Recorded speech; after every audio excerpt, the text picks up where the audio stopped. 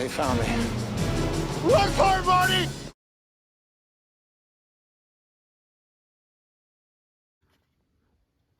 Good day, everyone. I'm not a big, my channel's not about reviews a lot unless I really think it's a really good product. The last quad that I was to do a review on was this one, the Racer X. I really like this quad, and the views on my channel has been good from that. But there's another quad that has come out. As you can see, surrounded by this quad that I'm going to be reviewing is several Tiny Whoops. I'm going to be reviewing the Happymodel Mobula6 HDzero. I'm not going to go into unboxings. It is packed well. That's all you really need to know. Comes with a screwdriver, a little extra canopy. One thing is, see this little dongle here, if you will, and this little cable. The update port on the Whoop light board is not the same size as the cable that comes with your goggles. So it is packed good. It does have a UR code. If they don't put it right in the seam, I think it's got another one on the side for the manual. So it is packed good. There's a few things about this quad that this Whoop that I'd like to share with you. One is it's the image is amazing for if you like tiny whoops.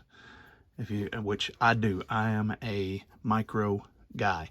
My favorites are the Twig, the Tiny Trainer, and Tiny Whoops.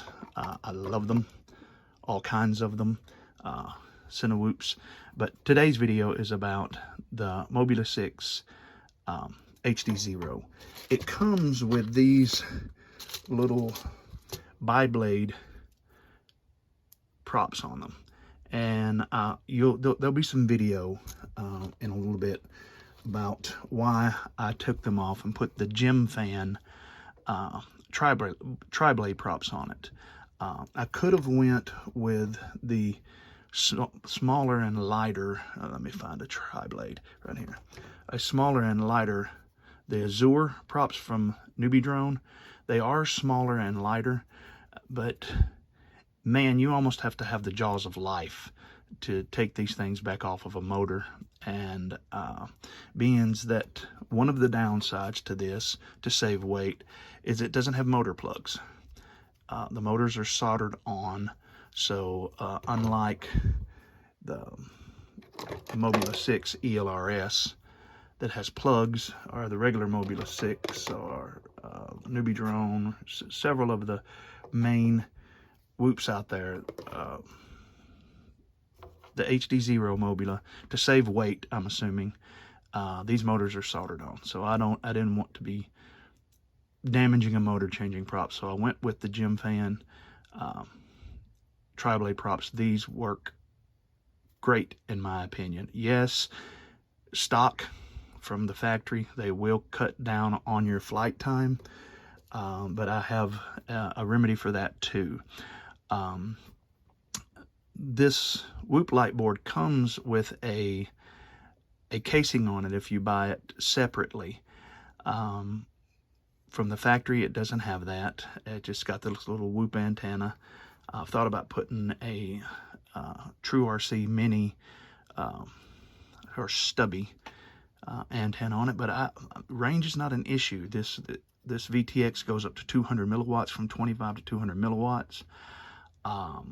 It has the Express LRS board in it. It doesn't have the ceramic antenna on it. It has a little small wire, which you can see right there.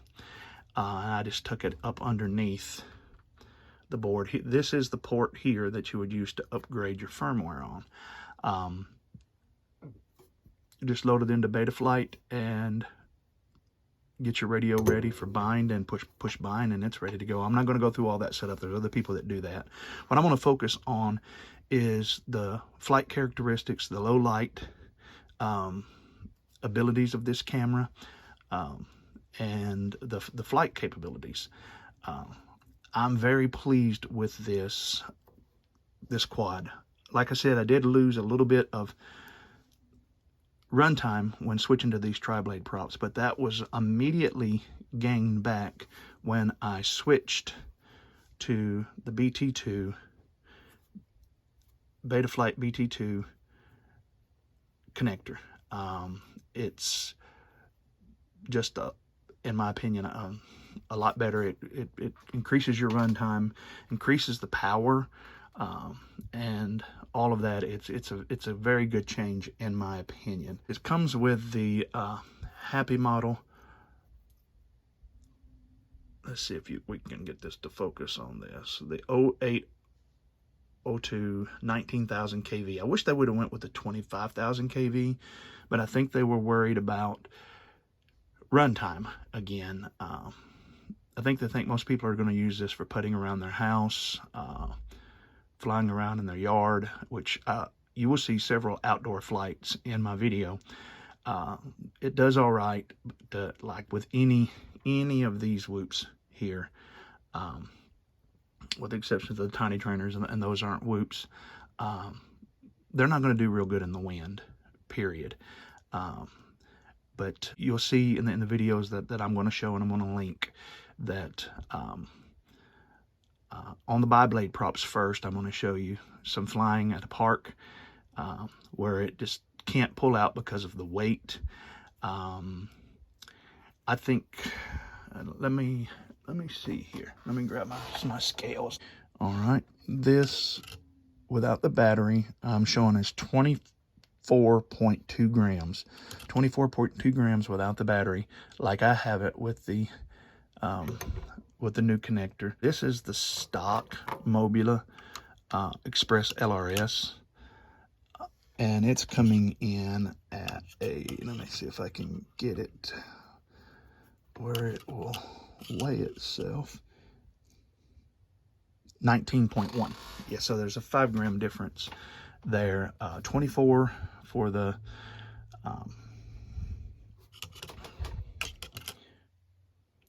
24.3 and 19.1. Some of you may not be familiar with the Mobula Express LRS, but here's the OG Mobula. It does have an LED added to the top of it, and that's 20.8 grams. So it's about 4 grams difference between what most people are familiar with flying. Let's see what the newbie drone V3 weighs out. Yeah, see, it's about a gram different. That's 23.6, and this is a stock newbie drone B-Brain V3 with Express LRS. So yeah, this is not a pig. It flies a little bit heavy compared to some of these ultralight racers, especially the Mo Beetle. If you are the the Moblite or the Mo Beetle, something like that, if you've flown those, you are going to notice the difference in weight. I'll get the yaw washout on doing Matty flips and power loops, things like that. But this, as you see it right here, you'll see a video here in a little bit that I'm able to trippy spin this with relative ease. The thing about a trippy spin is, in my opinion, the greater camera angle you have, the easier it is to do, because you got a higher bank. A lot of people think that you're actually flying the quad upside down, but really you're more flying it like this. It's basically, here is I'm just doing this because someone asked me. If you're doing a regular orbit, say around my finger, this is normally the angle that your quad would be at. If you're trippy spinning something up, your angle is maybe this. I don't think it's that. It's more like this, and you're spinning around it. So that's, if you get that in your head, you know, it's makes it a whole lot easier to do. You're not really flying upside down. I know a lot of people put a little bit of welders on their UFL here and on their camera connection.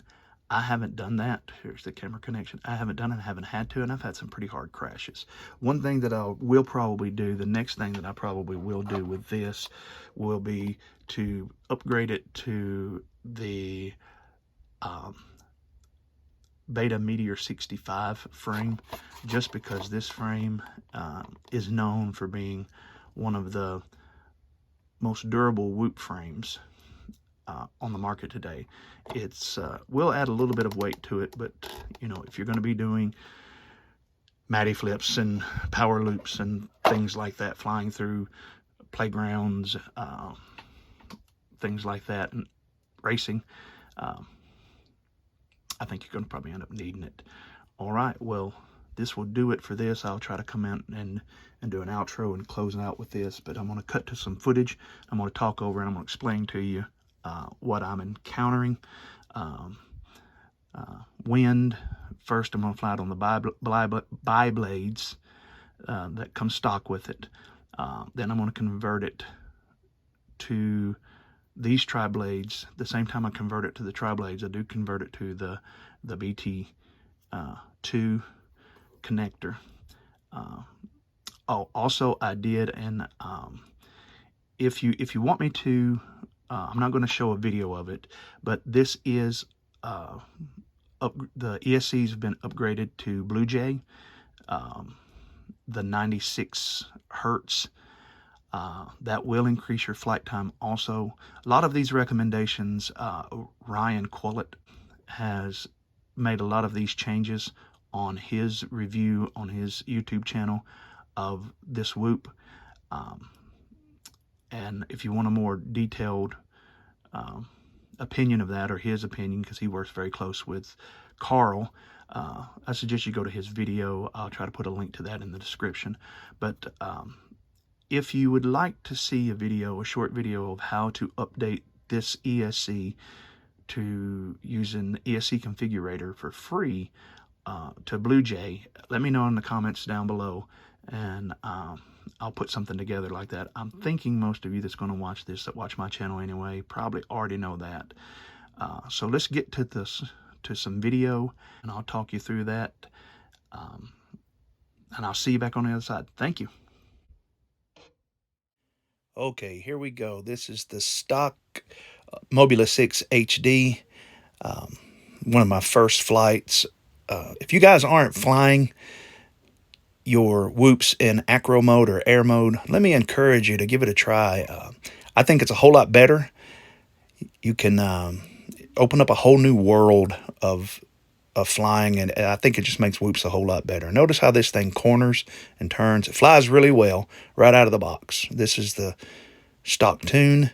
A little bit of rewind here, and you'll see I'm going to fly under the pews here. Notice the stability of this, even in acro. Now let's move outside on a sunny, windy day. Notice the quad tilting to the left. There's probably about a 10 to 12 degree tilt there because the winds are coming from the left to the right. This area is normally pretty bad even flying over with my analog quads because of multipathing. I get quite a bit of breakup and multipathing in this area. Notice the flag in the background will give you an idea of the winds in the area. Flying underneath the structure is also another bad area for multipathing, where the HDzero seems to do much better than analog. Flying in between these colored panels with the Mobula on 400 milliwatts, I completely lose video. With the HDzero at 200 milliwatts, it seems to be fine.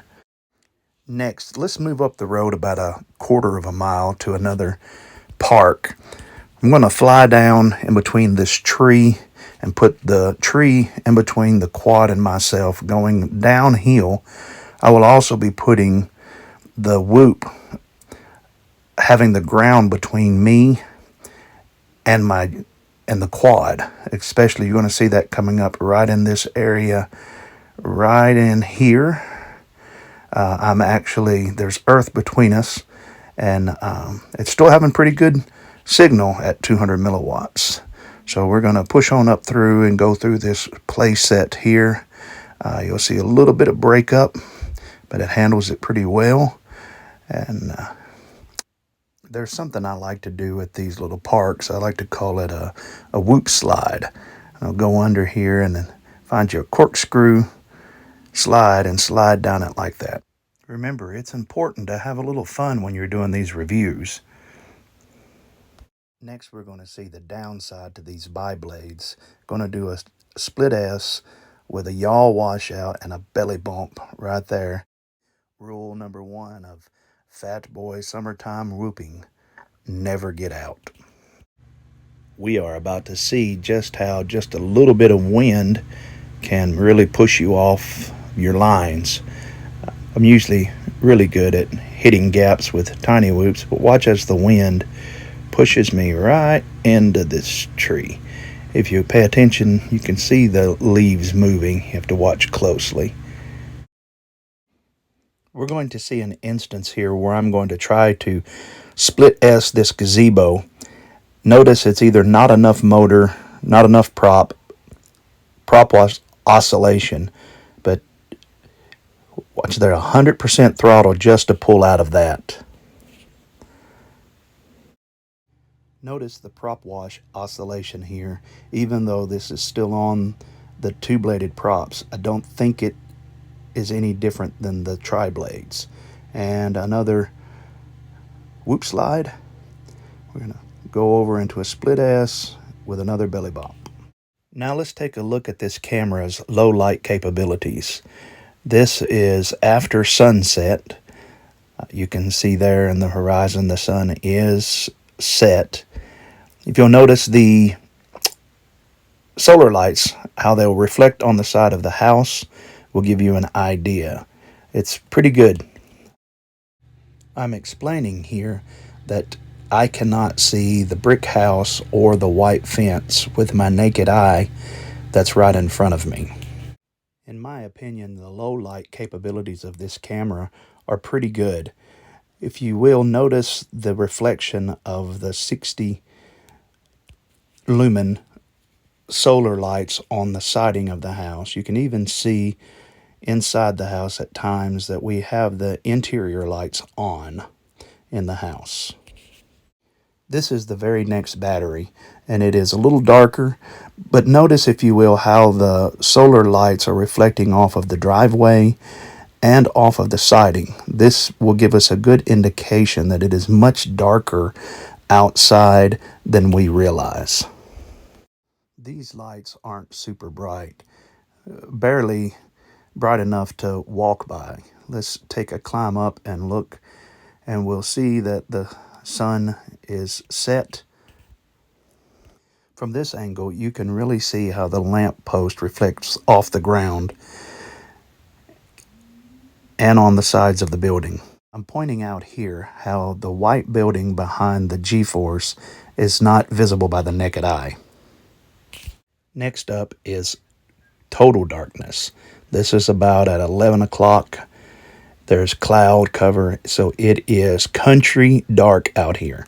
We don't have any street lights. I'm flying by these lamp posts. You can see that they illuminate pretty good. There's going to be some shots here in a moment. This is one of those nights that you wouldn't want to walk out in the yard without a flashlight or torch. As my friends over the pond say, it is very dark, and that shed there, I can see that with the camera, but not with the naked eye. I like how this camera handles from going to really dark to really bright lights. It handles that pretty well. You can see this car going down the road here. This would be just completely dark and too dark to fly. Here's an example of the pitch darkness. That is a 60 lumen solar powered light.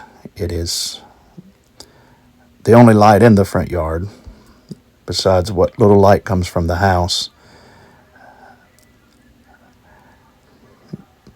This is not a starlight camera, but I think it does very good in low light situations.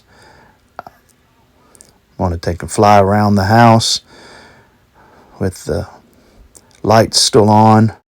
Okay, last but not least, here it is. The fully upgraded quad with tri-blades and the BT2 connector on it. Doing a little trippy spin around a telephone pole. A lot more grip with this quad after making those two changes.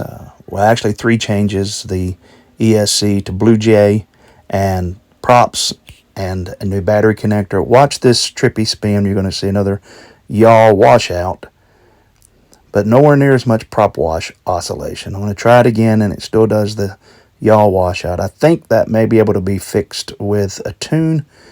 I'm going to do a split S here. Didn't go very well. Another trippy spin here, a little bit better. These were my first 2 attempts with this quad doing that move. Here's one out at a park. If you're learning this, I recommend going to a park where the lampstands or the stadium lights are higher. You get a better view. It's much easier to learn on. This is for those that have asked questions about trippy spins. And one last trippy spin. Just go up to it, bank over while using your yaw and roll. Just keep the top in your sight. It's just the same thing as doing an orbit once you get it in your head. It's pretty easy. Okay, that's my opinion of the Mobula6 HDzero. We got to see this quad straight out of the box, stock with the bi-blade props. We saw indoor flying, how it handles in acro. We could also see how clear the image was. That's one of the main things about this quad.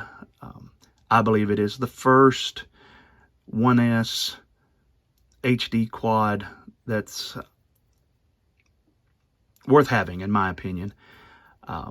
We could see that it suffered on the bi-blade props, and even with the PH2 connector. We saw that when we put the tri-blade props on it, that it did gain some power and authority, and it even brought the runtime back up with the connector. We saw it in low light, and it performed pretty well in low light, and we even saw it in no light. And we saw how good it did in that. All around, I think this is a great quad. Could it use bigger motors? Yeah, I believe so. Is there other things that, people will argue that a 75 millimeter would be better, but I personally prefer 65 millimeter. I know there's a lot of races where they don't allow 75 millimeter. We got to see this flying in the wind, how the wind affects it. If you have a tune for this with the tri-blade props on it, put it in the comments below and help us all out with it. I'm going to work on one, and if I get a good one, I'll put it in the pinned comments. And I can't say it enough. HDzero and Divimath, they support our hobby. Carl listens. He listens to Ryan. I think Nick Burns had some say in what went into this quad. Maybe Mr. Shutterbug. A lot of guys that do this because it's their passion. They're not doing it for money. And Carl listens. He's even made this firmware and and HDzero open source. So he supports us in this hobby, so let's support him. This is, in my opinion, the first HD whoop worth talking about. I know there's been others, but especially a 1S 65mm whoop bind and fly, this is the first one like it. And kudos to the guys at HDzero and Divimath for putting this together. I think it's a great quad. Pick you up a couple of them, not just one, but two. Especially if you're a racer and you want to use this in the racing season, I'd pick up two. Thank you for watching to the very end of this video. If you haven't already, subscribe and comment below. And if there's some interest in it, I will do some more videos on quads like this. Just let me know. And again, thank you for watching, and God bless.